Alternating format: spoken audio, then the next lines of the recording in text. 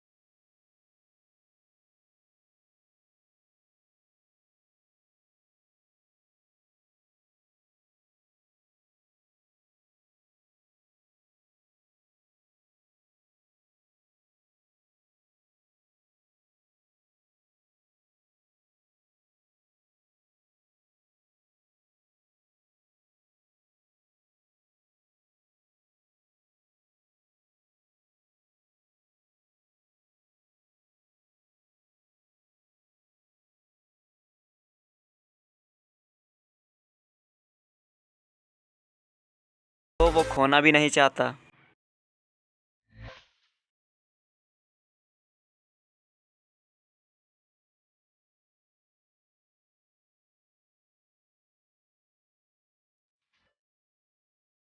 जवाब है इसका नौकरी।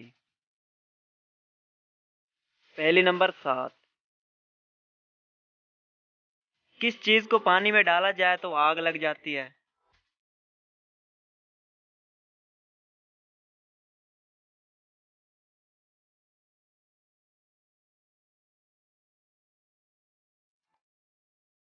जवाब है इसका सोडियम को।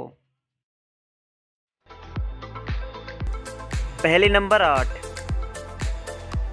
वो कौन सा मुल्क है जहां पैदा होते ही बच्चे की उम्र 9 माह लिख दी जाती है?